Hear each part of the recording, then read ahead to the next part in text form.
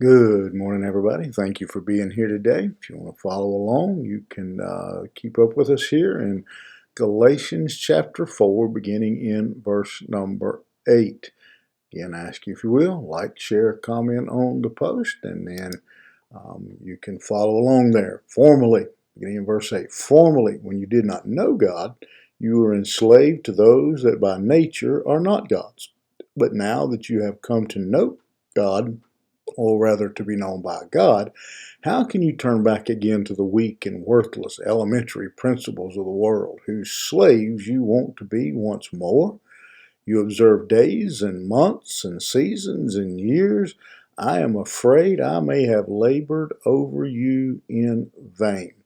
Paul has a group of people here who it appears want to walk away, or as he says in verse number 9, turn back to the weak and worthless elementary principles of the world. That they want to turn their back on their faith and go back to the things of the world.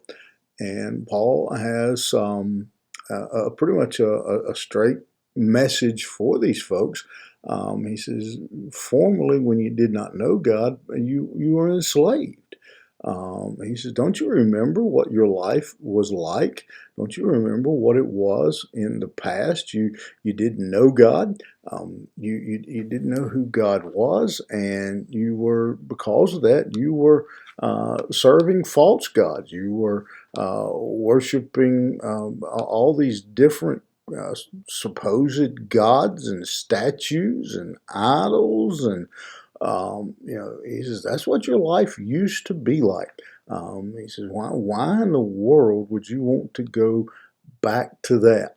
And that's a good statement for all of us. You may not be even remotely considering going back into your former lifestyle or whatever, but I think it does us all good every now and then to stop and think, you know, I remember where I used to be.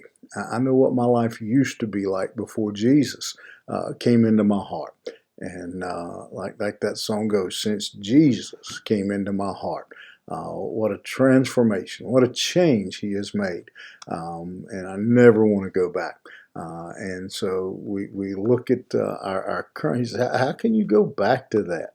How can you go back to being controlled by those kinds of things when you're enjoying the liberty and the freedom, the relationship you have, knowing Jesus Christ, a relationship with Him, the promise that you have, even more, he says, now that you've come to know God, he said, even more, now that God knows you. What a wonderful wonderful circumstance we have as believers. How could a person even consider going back, turning their back on that, going back to some weak and worthless? I love how Paul describes the world system, weak and worthless, elementary principles.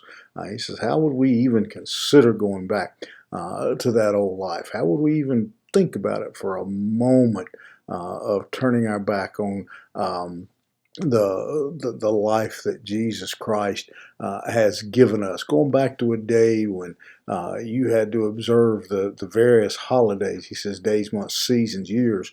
When you had all these calendar events that you had to be obedient to even be considered of anything of God. He says, how can you go back to those rituals and routines?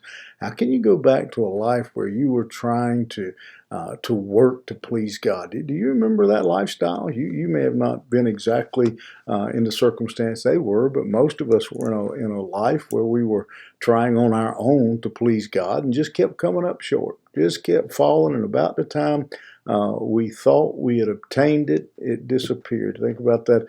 If you've seen that commercial where the old sailor man's got the fishing rod and a little bit of money hanging on the hook, and he hangs it out there in front of the lady, and she reaches for it. He says, "Oh, almost." That's the way that life was. Almost. We almost had it, and just about the time you think, "Well, I'm doing," then you'd fall flat on your face again. What a privilege it is. Why would we ever regret, look back, do anything other than absolutely rejoice in our salvation, knowing Jesus Christ and the freedom that He has given us, and the promise and the security we have because of that relationship. Take time today to rejoice in your salvation. Maybe take a moment and reflect back where you were. It does us good every now and then to remember just how far God has brought us and what He has delivered us from.